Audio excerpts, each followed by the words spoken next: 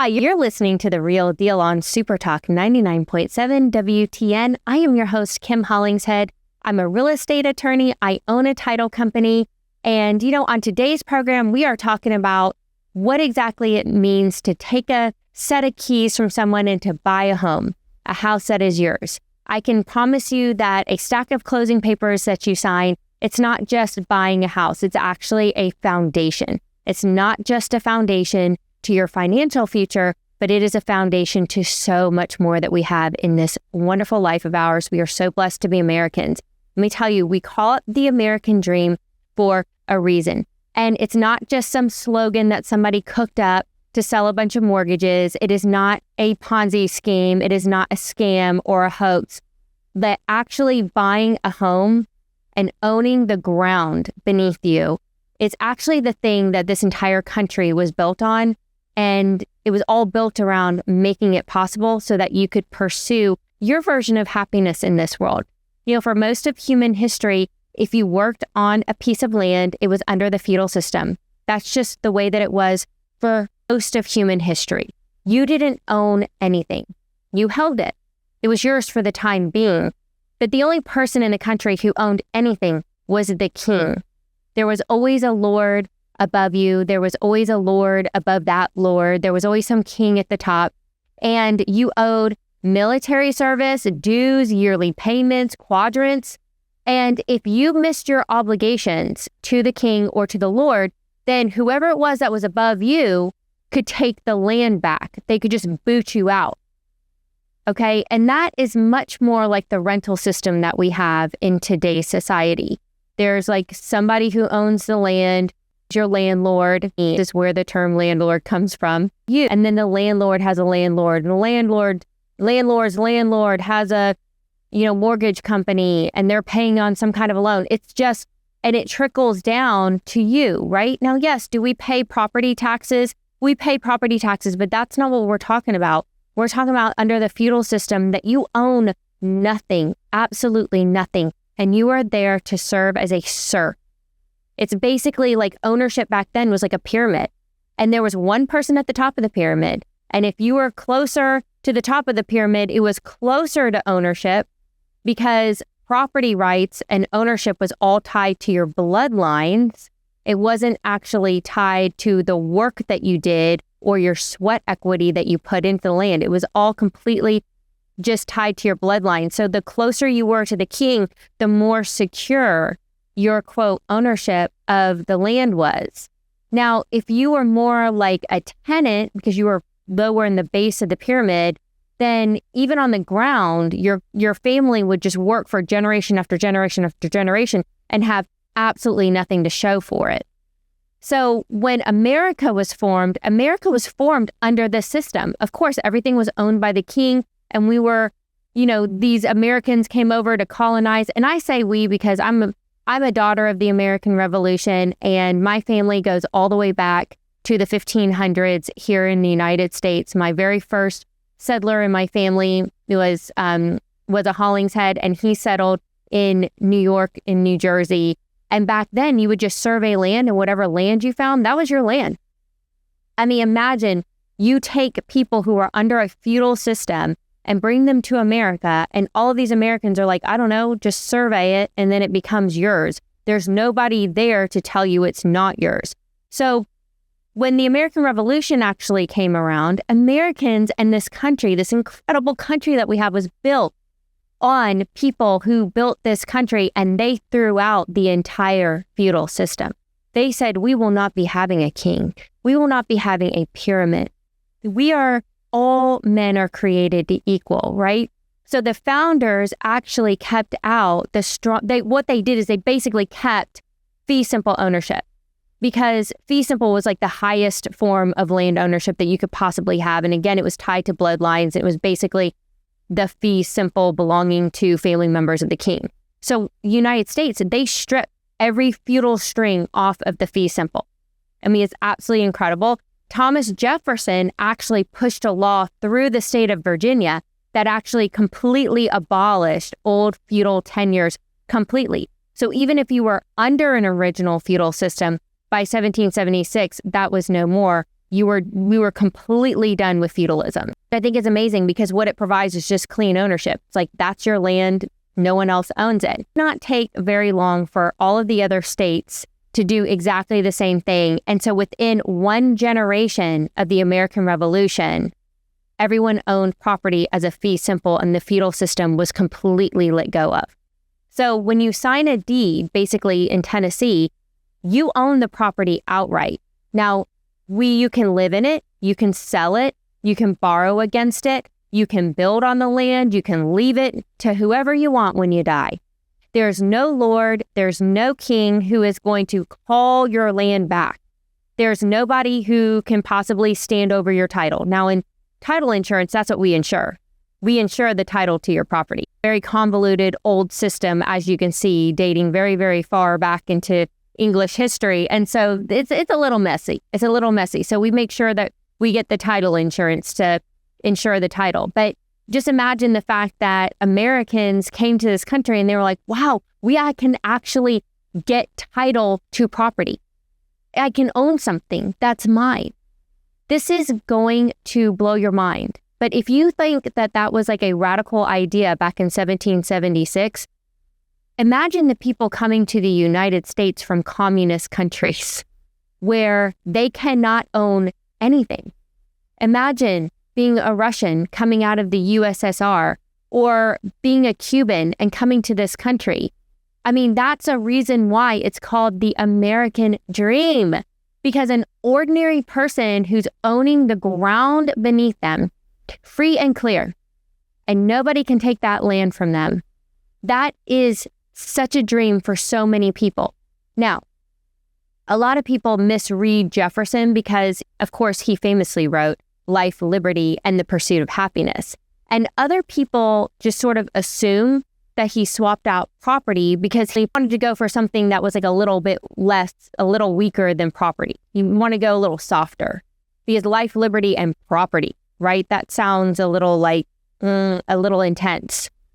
Everyone has a right to property in the state. So what he did is Jefferson, when he wrote the Declaration of Independence, he actually swapped it out to say life, liberty, and the pursuit of happiness. Now, what is so interesting is that Jefferson completely understood that freedom to own land, to build something, to pass your land down, and, that basically, the government exists only to protect property.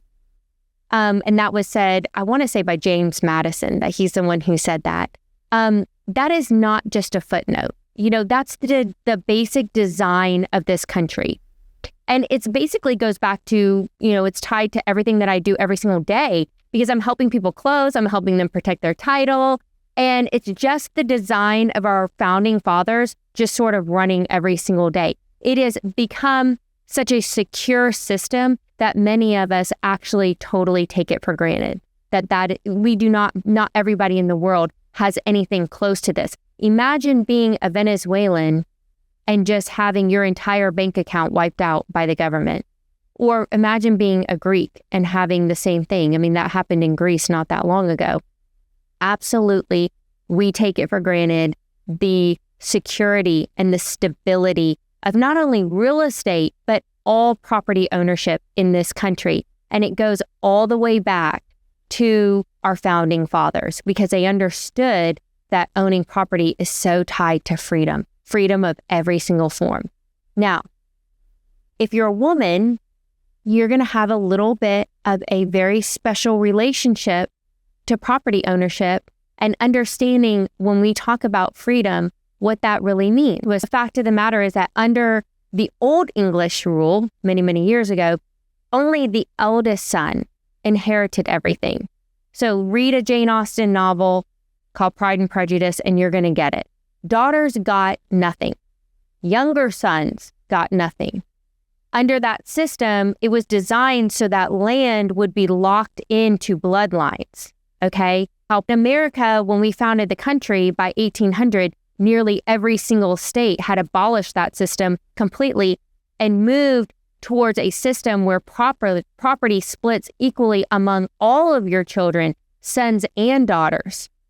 So imagine, this is just, we're talking about less than 30 years after the Declaration of Independence was signed, how much freedom was given to women in this country. It's incredible. So a daughter inheriting equally from her parents is a right that the American Revolution created. And it actually is baked in to estate planning and our state statute when it comes to inheritance to this very day. It is something that we take for granted. So now I want you to hold next to that how property and freedom are basically braided together from the beginning of the history of the United States. Because for most of our history, you could not even vote unless you owned land. Now, many of my Black listeners are going to know this because this is obviously a huge part of our history, an incredibly shameful part of our history, that a person, unless they owned the ground, that they could not be, bought or bullied, because basically owning property gave you freedom. You could not be anybody's slave or servant when you own your own property. So the vote back then, this is what their thinking, was that the vote was very closely tied to owning property. This is the reason why the women's vote and the Black vote came after they were able to own property. That is not an accident. That is very much by design. So, like a good example. So early in America's history, New Jersey, as a state, allowed some single women and widows to vote because they owned property at the time. But then later on, the law took the property vote away, okay? Because remember, they split apart owning property and being able to vote. So early on in New Jersey, women and widows were allowed to vote if they owned property. But when that split came about where, if you don't own property, you can't vote, then women actually lost the right to vote because ownership and freedom absolutely moved together in this country. So yes, homeownership is political.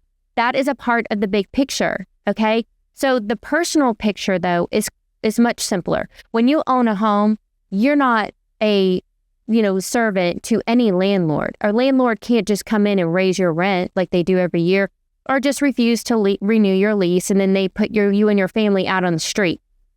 Not only that, but you have a fixed cost. Your mortgage payment stays the same every single month for 30 years. They don't raise the mortgage payment willy-nilly whenever they feel like it, however much they feel like it. Now, it is true that the rents have come down. During COVID, rents in the United States increased in some areas by 30% or more.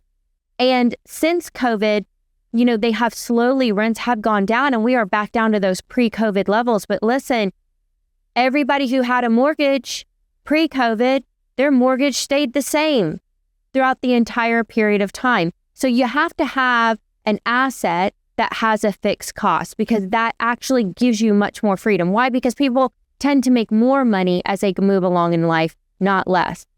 And you have something to borrow against. All of a sudden, you can take out a home equity line of credit. You can jump in to help pay for a business expense or for a kid's tuition. And for many generations, this has been kept away from Black Americans, from women, from Hispanic families.